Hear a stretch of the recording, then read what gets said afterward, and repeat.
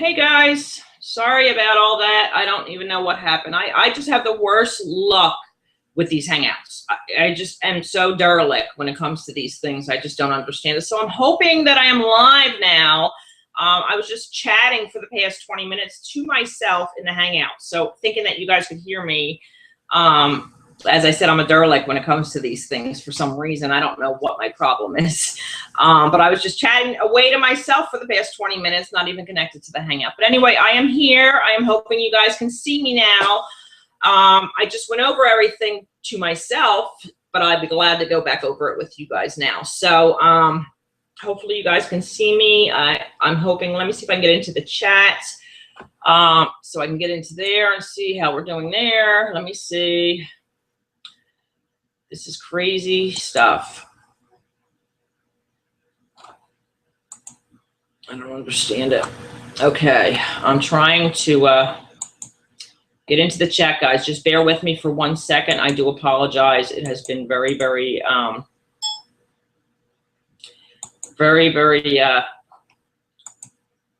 problematic for me with this thing. I don't know what my problem is, but I have just been she's going to text me questions. Okay.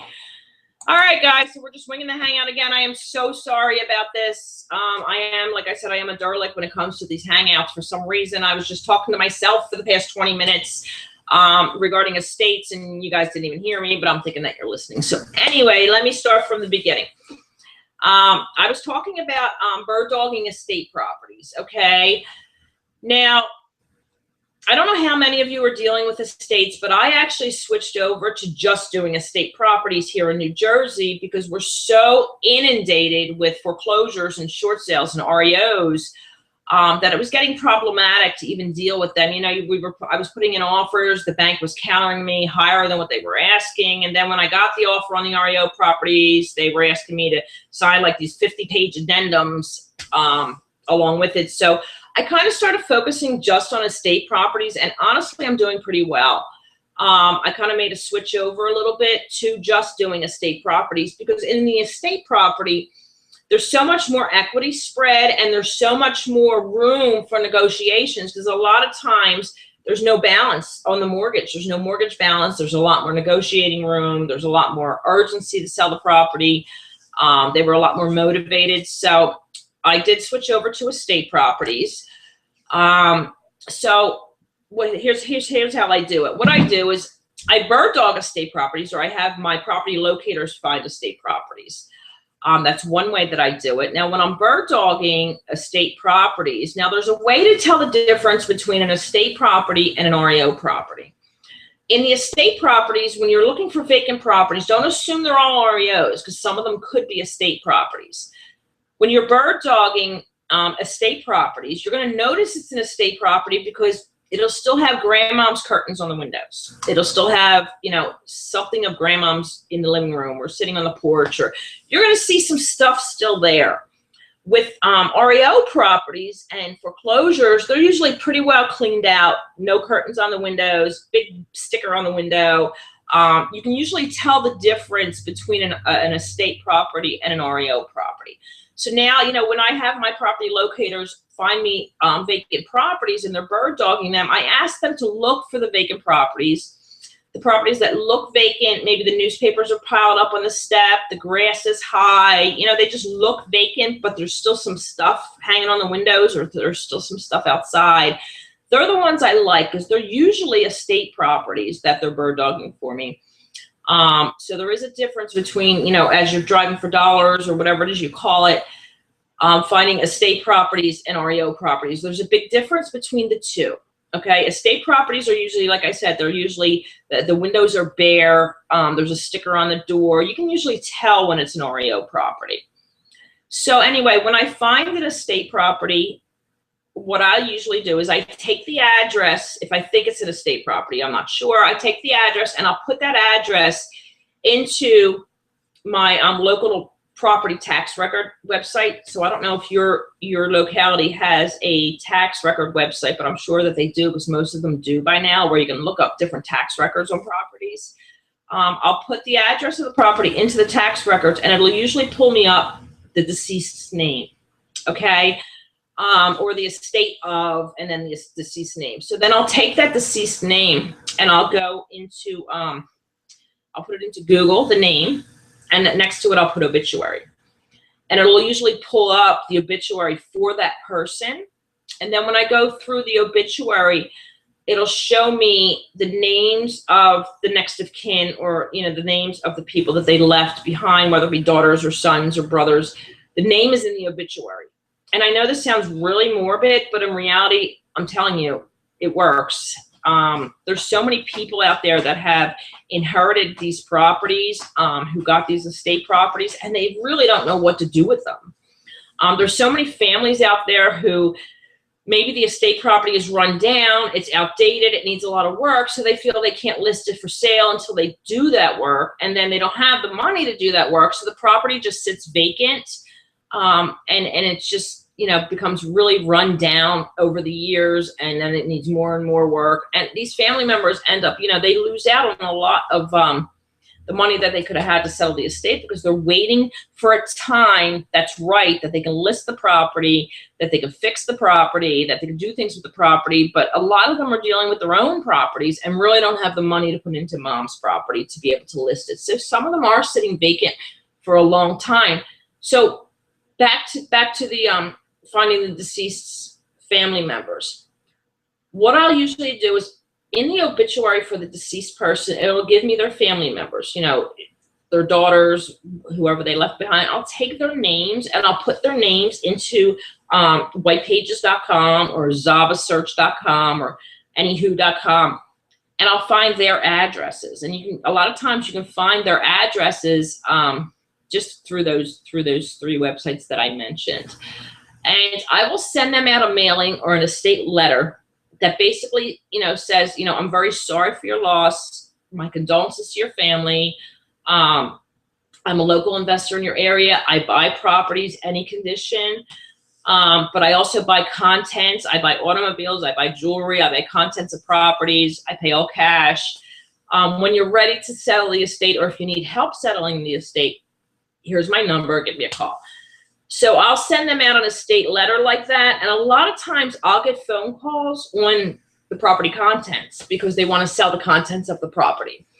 They want to, you know, they want to empty out the property. So I'll get calls on the contents of the property.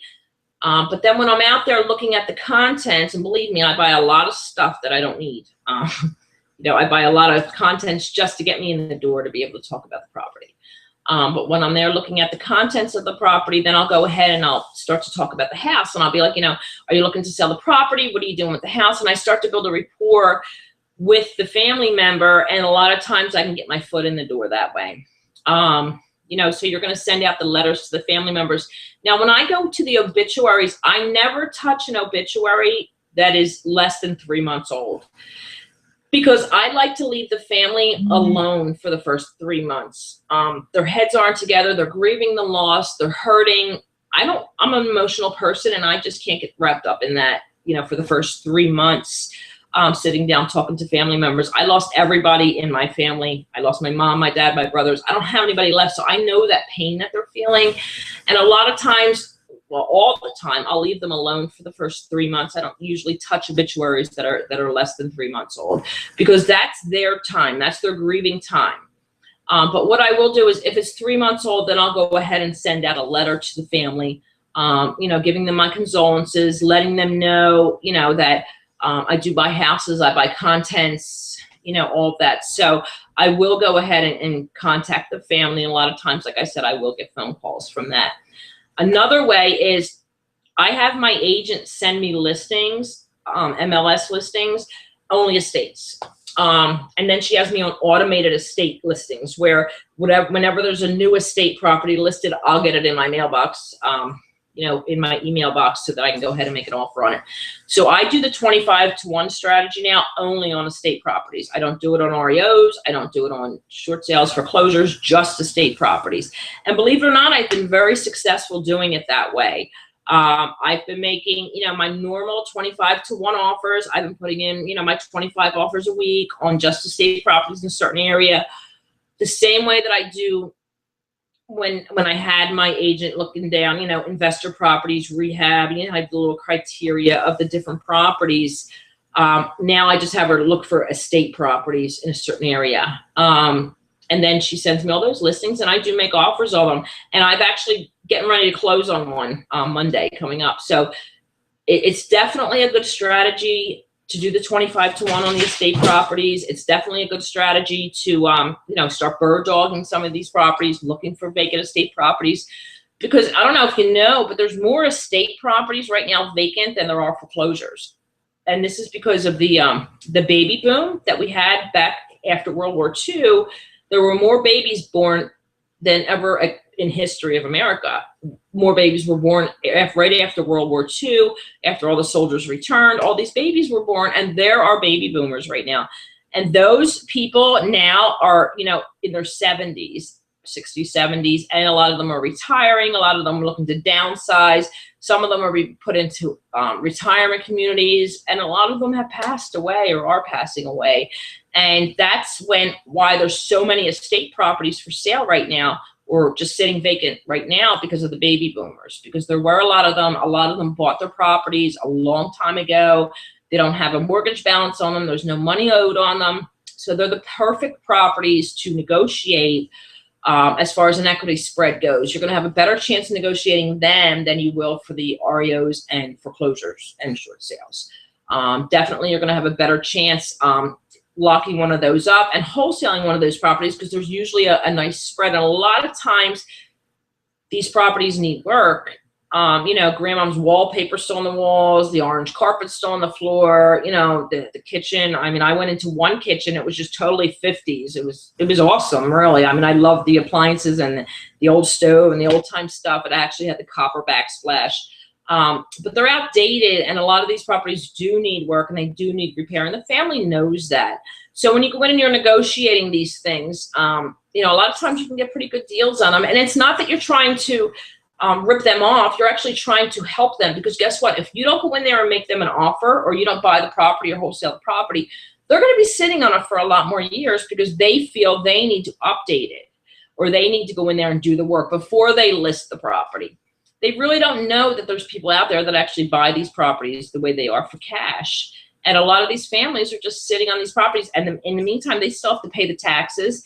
They still have to pay, you know, for the maintenance of the property. They still have to pay for the upkeep of the property. And a lot of these family members can't afford to keep doing that, because they have their own properties to take care of, or they have their own properties that they're trying to pay for. So sometimes these estate properties can be huge burdens for families. And when you go in and you make an offer, or you go in and you talk to them about it, you're not doing anything morbid. You're actually helping a family settle an estate that they didn't think they could settle. So, you know, estate properties are a huge, huge wholesaling market right now. I know a lot of wholesalers that are actually turning to the estate property market, because there's less not that there's less competition. You know, there's a lot of buyers down at the probate office looking for probate lists. But if you do it my way, you're going to catch these properties before they even hit probate, or you're going to catch them, you know, before they're even listed, or you're going to catch them, you know, before the other buyers are catching them. You're going to catch them if you go through the obituaries and different things. You know, so there are a lot of wholesalers now seeing that estate properties are the way to go. And it does sound a little bit morbid, because, you know, you feel like you're intruding on a family. That's why I wait the 3 months. But you're actually helping people. And you wouldn't believe how many families have thanked me, or have just been ecstatic that I came to them and helped them settle their estate. So by buying the property and wholesaling the property, you're giving them the money that they need to settle the estate and to move on and find closure in their life. And that's a huge burden to them. I mean, that's actually something that they've been longing for, and here you come and you're able to do it for them. So it is a win-win for everybody with these estate properties. Now, you are going to come across some people that, you know, they're so attached to the property, or they're so emotional that it was mom's property, that you're going to have a hard time negotiating with them. You know, and a lot of times when it comes to that, I don't really push it. I'll just go back to them maybe in 30 or 60 days, and I'll see how they're doing. You know, and see if they've been able to settle the house. And sometimes after you wait 30 or 60 days, they're more willing to talk to you. Nothing's going on. Nobody's buying the property, looking at the property. So a lot of times, you know, it takes patience and persistence in reality to deal with the estate properties, especially patience and, you know, understanding for these people. But estate properties are a great way to make some great wholesale deals because the spreads they're great. You know, there's a lot that you can do with the estate properties as opposed to the REOs and short sales. Another way that I find my estate properties is I'll actually look through, I know this is going to sound morbid, but I go through like the local funeral home websites, and you know how they have their obituaries in the funeral home websites? They have an obituary section. Sometimes I'll go 3 months back and kind of see, you know, if I can find some names of some family members and contact them that way. Or, you know, what's really awesome is I'll go into Craigslist and I'll find, especially now in the spring and summer, I'll find estate sales in my area. I'll actually go into Craigslist, my local market, I'll type in estate sales, and I'll actually go visit estate sales to see, not only to see what they're selling, because I am a big antique buff, but I'll also go ahead and I'll talk to them about the house at the estate sale. It's a great way to go ahead.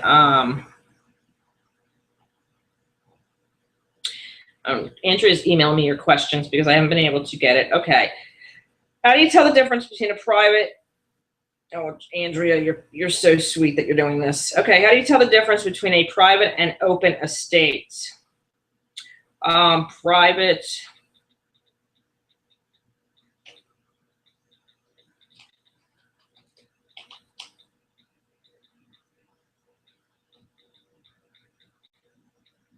Okay, let's see where we are. How can you research the different state rules on estate properties? Okay, I'm not sure what you mean by that. Like, how can you research the different state rules on estate properties? There really are, I haven't found any state rules on estate properties. If you want to maybe redo that question a little bit. Okay, how do you tell the difference between a private or open estate? There is really no difference between a private or open estate or probate or estate property. Here's what happens. When the deceased person dies, okay, what happens is their property automatically has to go through probate. It's usually an 12 to 18 month process. That property has to be, or actually all the assets, that person's will or whatever, has to be probated. And that takes like 12 to 18 months. And that's so that any creditors that this person might have owed money to, or anybody that is owed money from this person, can have a chance to, you know, put a lien on the property or collect the money that's due from the estate. So what happens is a lot of times, if, let's just say somebody, I don't know, every state's different, okay, as far as probates go. But here in New Jersey, every property has to be probated, except for the ones that, you know, if there's a will in place, a lot of times those properties will go right to the attorney that's handling it, because the attorney's already drawn up the will and he goes ahead and divvies out the estate or whatever. So there's a difference between what happens after probate, 12 to 18 months, that estate just sits. So a lot of times what's happening is the buyers are looking at the probate courts for these probate lists of properties. Now, those properties right there are open to a lot of creditors taking dibs, so they can't really sometimes sell those properties during that probate period, because they have to wait to see if there's any creditors that are going to go ahead and want money from this estate or from whatever is owed to them, or, you know, you never know. I mean, they could have gotten an addition on the house 10 years ago, never paid it. Let's just say it gets probated, it's in the paper. That contractor then goes and says, you know what, here's a invoice, this person owes me money.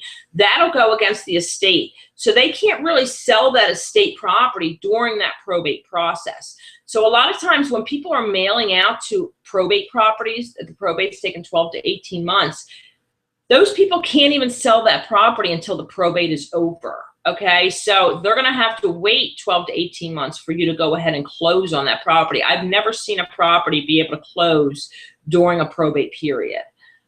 Estate property, now these are the properties that don't go through probate. There are some properties that don't go through probate. Maybe there's already a will in place. Maybe there's an attorney handling it. So a lot of times these properties don't go through the probate process, and they're the ones that you're hoping for, the ones that aren't in the probate process, the ones that have wills in place, or the ones that attorneys are handling.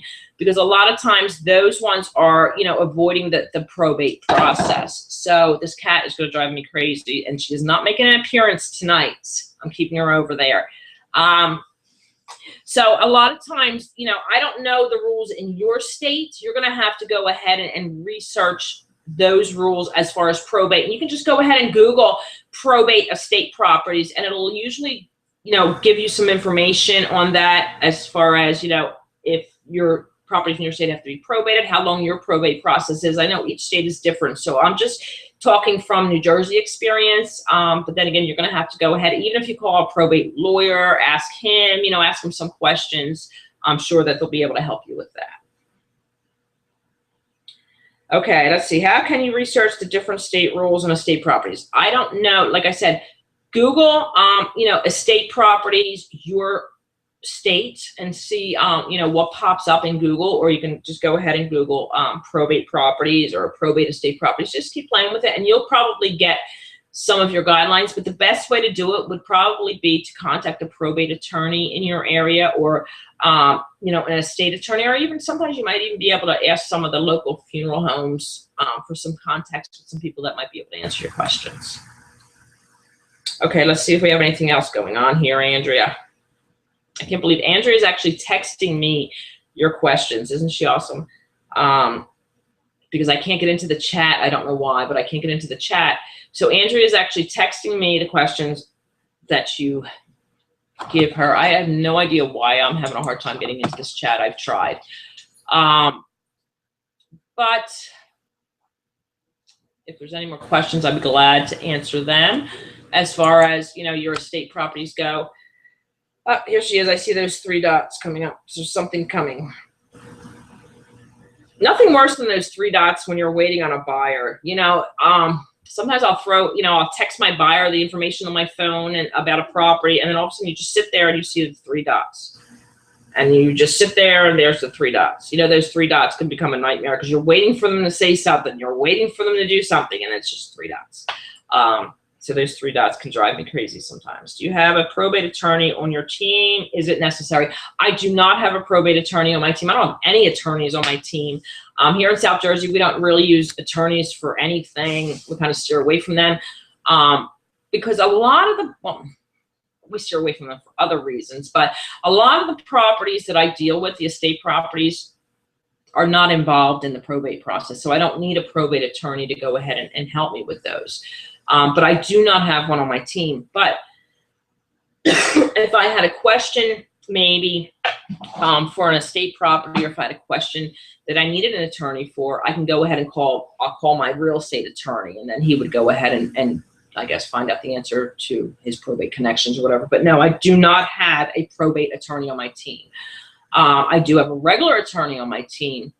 Only because, you know, I have him for like my eviction problems or whatever problems I may have. And a lot of times if I have a question, he'll go ahead and ask a probate attorney for the answer. But a lot of times, you know, you could Google everything nowadays. I mean, you'll find so many of your answers on Google, but it is not necessary to have a probate attorney on your team. So that should answer that question. This cat's going to drive me nuts. Last time she took up the whole monitor, made an appearance. What forms do you use? I'm not sure what forms you're referring to. What forms are you referring to? Forms for what? I don't use any forms. I use a regular purchase agreement when I put it under contract. But I don't use any forms, so I'm gonna have to get that a little bit reworded so that I can answer that question. I wish I had chat so I could answer these questions myself. I feel so bad Andrea's doing it for me. Okay, because I'm sure it takes her a while to type them up. Let's see what the next question is. I don't know why I don't have chat. To do these deals, I'm assuming the same as other deals.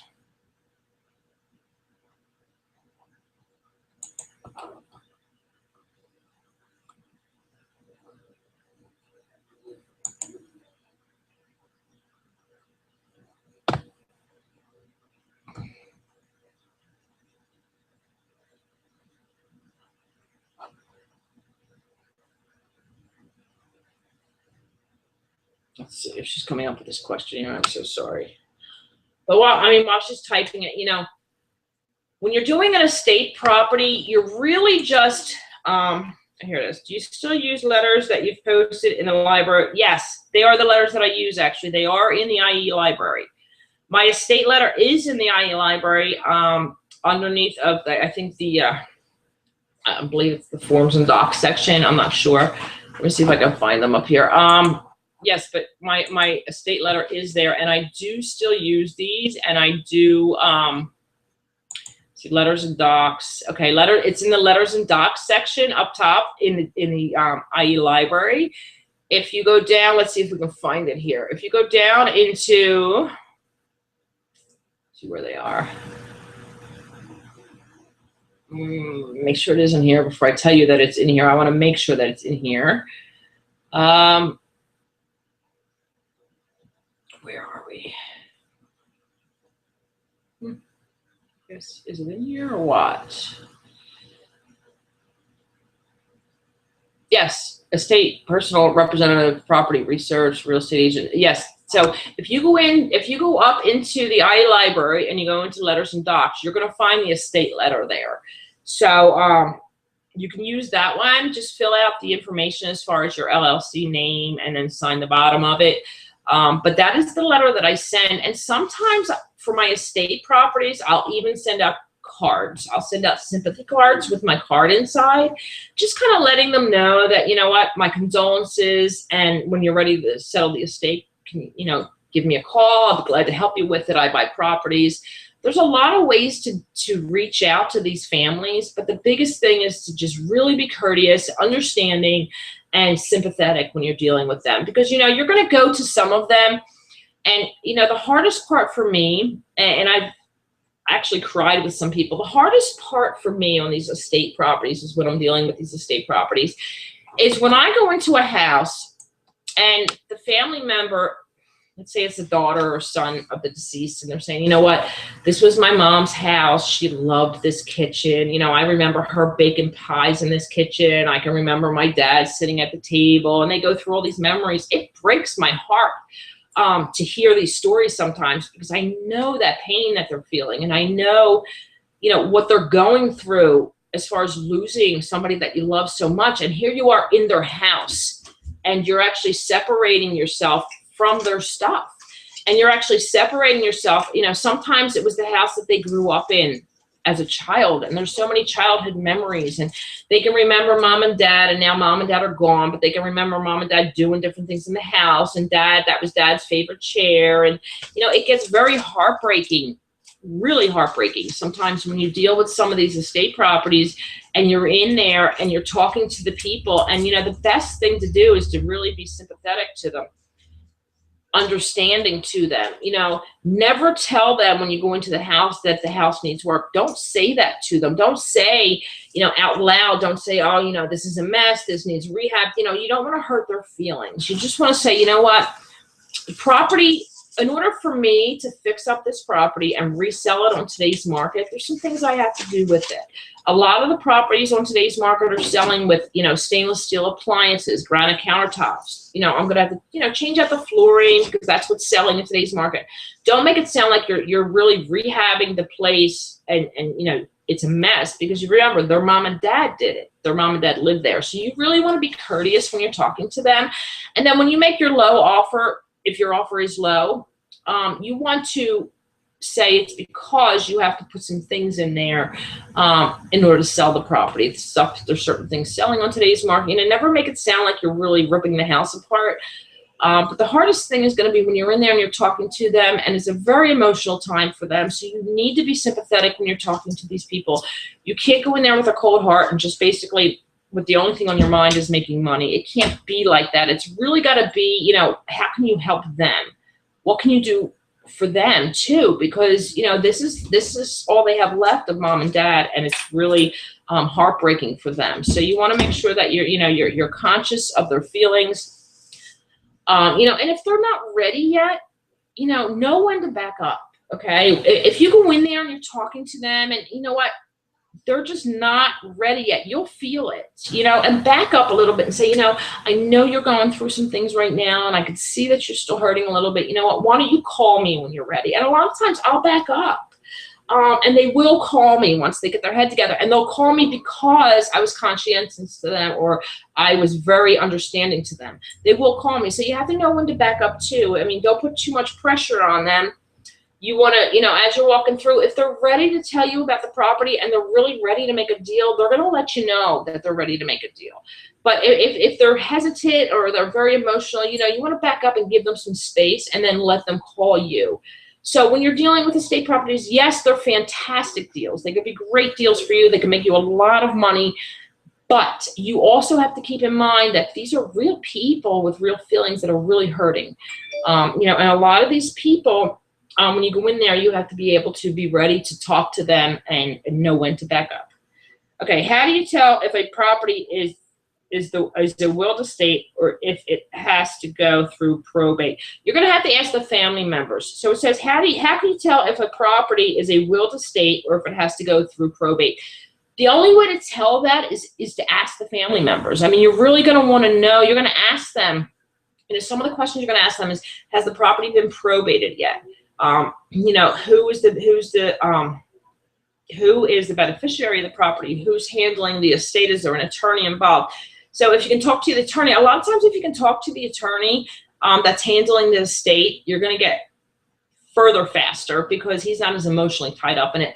So you need to ask the family if it's a probated property, if it's been probated, if there's a will involved, if there's an attorney involved. You know, they're going to be able to tell you all of that. So you want to ask them that first.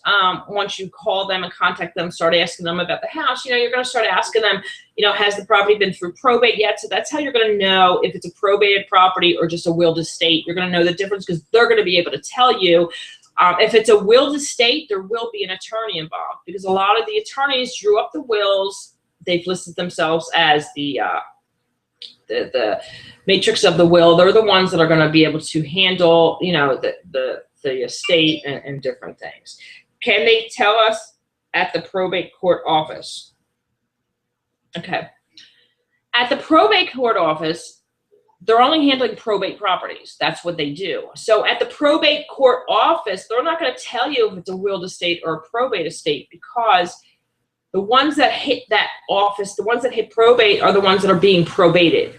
They're not the ones that are willed and with the attorneys. So there's a lot of different, there's different estate properties. So if you're going to go to the probate office, you're going to get the properties that are being probated. But by doing it my way, you know, making the offers on the properties, driving by, finding vacant properties, you may come across the ones that are not at the probate steps. And they're the ones that you want because they're the ones that nobody else is finding. Okay, because a lot of the buyers and wholesalers that I know of are down at the probate court getting the probate lists because they are public records. And yes, you could mail letters to the probate lists. You absolutely could take that letter, go down to your local courthouse, get the probate lists of the properties that are being probated this month, and then you could go ahead and you actually could mail out that letter, my estate letter that's here at IE. You can mail that out to your probate list, to all the, you know, the people on that list. Absolutely. But just remember that everybody else is doing that too, okay? Because there are other buyers mailing that same list. There are other wholesalers mailing that same list. That public record probate list is going through the hands of every other buyer in your area. I guarantee you 9 out of 10 of them are at that probate court getting those lists. So the reason why I'm telling you to do different ways with the estate properties is that hopefully you're going to come across one of the estate properties that doesn't need to be probated. So you're going to beat out all those people and you're going to get the properties that are willed, the ones through the obituaries, the ones that you're driving by and finding, the ones that, you know, you're finding through your local funeral homes. Some of them are not in the probate list. So you're going to beat out, you're going to get something different than all those other buyers are getting because they're all there at the probate lists. Can they tell us at the probate court office? That's the one that I just did. Again, you can go down to the probate court office, but what they're going to tell you is that the ones at the probate court office are being probated. That's why they're there. So that's why it's very important if you find a property or a deceased person and their relatives, and they reach out to you and you talk to them, the first thing you want to ask them, has this property been through probate? If not, do you have an attorney handling the estate? If not, who's handling the estate? You want to know that there's somebody in charge of that estate, because there will be somebody in charge of that estate. If it's not the probate court, then there's going to be somebody in charge of handling that estate. There's going to be a main person that makes all the decisions. Whether it's the oldest child, whether it's an aunt, an uncle, whatever, you want to find out from the person that you're talking to who is the main person that handles the estate, and that's the person that you want to be able to negotiate with and talk to. Because in reality, I mean, you want to do. I'm the type of person, I like to do what everybody else is not doing. So if every Tom, Dick, and Uncle Sam are sitting down on the probate steps waiting for the probate list to come out, you better make sure that I'm not going to be on that probate steps. I'm the one that's going to be driving around the neighborhoods. I'm the one that's going to be finding estate properties before they even hit probate or that are not being probated. And the only way to do that is going to be making your 25-to-1 25-to-1 estate properties offers on the MLS. You want to go out and you want to find those vacant estate properties. You want to go out and find them before anybody else. Nobody else is doing that. They're doing it the easy way. They're down at the probate office waiting for the probate list so they can do their yellow letter mailings. Well, guess what? You're going to do it the other way. You're going to do it the way they're not doing it. You're going to get estate properties before these people that are down on the on the probate court steps, before they even know about them. The ones that they're not even finding are the ones that you're going to find, and they're the ones that you want. Because 9 times out of 10, the people in probate, I don't know if you've ever been through probate with a property, but I have. And let me tell you, and I have recently. And the yellow letters that you receive are insane. The amount of mailings that I've received because people could get that probate list, it's public records, and right now, everybody's flocking to those courts to get those public records or probate lists, and they're mailing them. Well, guess what? If you're the one finding the estate properties that are vacant and sitting vacant, and you're taking the time to go ahead and contact the family, and you're making offers on the MLS on estate properties, the 25-to-1, and you're making offers on those, and you're the one that's in the funeral home websites, and you're the one digging through the obituaries, and you're the one mailing out letters to those people, you are going to get so many more properties than the people at the probate steps, because the people that are in probate, in reality, are getting letter after letter after letter from these people. So I want you to be the one that finds all these estate properties without going to the probate office. Okay, so again, I guarantee you tomorrow, if you take a different route to work, or you travel, or you drive through your neighborhood, or you take a different road, I want you to just look at some of the vacant properties. I guarantee you are going to find some vacant properties that are estate properties, that are not REOs. They are not foreclosures. They are estate properties. You're going to see grandmom's curtains in the windows. You're going to see newspapers piled high on the steps. You may even see an old car in the driveway. You may see grandma's rocker still on the porch. They are not REOs, people. They are actually estate properties waiting for you to find them, and they're vacant. That means that the family don't know what to do with them. They're vacant because the family is probably trying to take care of their own properties. They're trying to take care of their own bills, and they can't afford to update this property. And guess what's going to happen? It's going to keep deteriorating over the years, and you're going to be the one that mails a letter to these people, reaches out to these people, contacts these people, and lets them know that you can help them settle that estate. And you won't believe how many people you're actually blessing in this, because there's so many people that just don't know what to do with these properties. The agents are telling them they can't list them. They got to fix them up first. So they're sitting on them. They're paying the taxes on them. They're maintaining the grass. The burdens are huge on these properties. Okay. A lot of times they got to keep the electrical on so the pipes don't freeze. They got to keep the water going.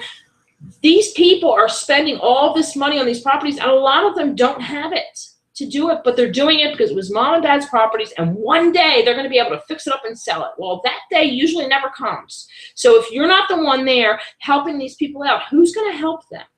So, I love estate properties, and one of the reasons why I turned to estate properties wasn't only because of the money that I'm making, but it was because of the people that I can reach and the people that I can actually help with these properties. So you have to keep in mind that estate properties have to be a win-win. They have to be a win-win-win, actually. It has to be a win for you, but it has to be a win for the family, and then a win for your buyer. So if you keep all of that in mind and you keep the compassion for these people and you actually get out there and start looking, don't do it the easy way. Stay off the probate steps. Stay away from the probate letters. If you do it that way, you're going to be in competition with everybody else. But if you do it my way, you're going to go ahead and you're going to find estate properties that nobody else is finding. And you're going to be able to wholesale these and make really good money and help people in the process. So do we have any more questions for me? I'd love to answer a few. I know we're running a little bit late tonight, and I do apologize. Again, I was talking to myself for the first 20 minutes of the broadcast, thinking that you guys could hear me. So if we have any more questions, I'd be glad to answer them. If not, I'm going to try to wrap it up. Again, you can ask me questions on IE. You can ask me questions, you know, the expert questions. You can ask me questions regarding estate properties. Feel free to send me any questions that you want. I will answer them. You know, if you have any other questions, let me know. I do have some articles in the Contributor Corner. I have some articles written up on estate properties too that might help you. Okay, does your realtor help with these at all? Okay, does my realtor help? Yes. Only on the ones I put offers on through my realtor, through my agent. They're the ones that they help with. But in reality, if I'm finding them on my own, I don't need help by a realtor because a lot of times they're not listed. So there's no realtor involved. The only time my realtor or my agent is involved is with the ones that are listed in the MLS. Do you use an assignment form? Yes, I do. Because only if it's not listed on the MLS. Now, on MLS properties, as you know, I don't know what your state, but in my state, MLS properties that are listed with an agent on the MLS cannot be assigned. They have this new thing. You cannot assign their contracts anymore. They cannot be assigned. There's a clause in there that says you cannot assign estate property. I mean, you cannot assign properties that are listed in the MLS. So those ones cannot be assigned. You're going to have to either double close them or use a land trust to close them, which I do have some articles on land trust up in the Contributor Corner. As far as the estate properties that you find yourself, yes, you can assign those because you're going to use your own purchase agreement. And if you get the purchase agreement, my purchase agreement is here in IE. It's up in the library. If you find my purchase agreement, it has exit clauses in there, and it says that this contract can be assigned. So if you use my purchase agreement that is in the IE library, it says that it can be assigned. So yes, you're going to use an assignment contract on those when you're dealing directly with the seller. But when you're dealing with MLS properties that are listed with an agent, you're going to have to use the agent's contract, and those contracts cannot be assigned. You're either going to have to double close it or use a land trust on those. So any more questions on this? And I'm going to let you guys go in a little bit. I'm hoping that you are enjoying this. I really hope to hear some stories that you're finding some estate properties because so many people are steering away from them. Go into them head on. I mean, you're going to find so many of them once you start really looking for them. You can't, it blew me away that there's actually more estate properties than there are REOs in my area. There's more vacant estate properties, and I never knew that because I never took the time to really dig into them until now. So if you have any more questions, I'll be glad to answer them. If not, I'm going to head out. I'll let Andrea let me know if I should clock out or not. Andrea, you can let me know, Andrea, if I need to sign out or not, or if we're still getting questions here. Please let me know. I feel bad. I don't know why I can't log in to, I can log into that, but I just can't get into the chat. I don't know why.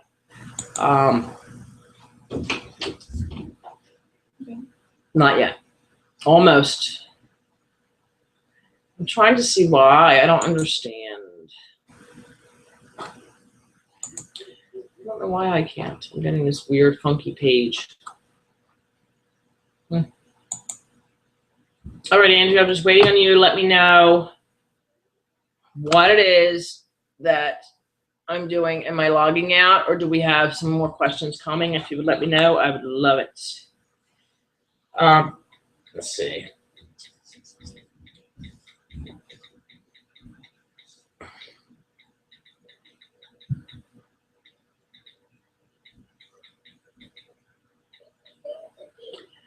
She'll let me know. That is so weird that I'm getting this page. It doesn't make any sense.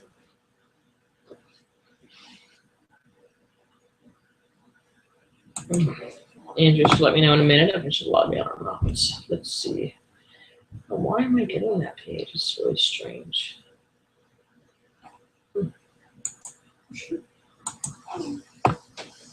Oh.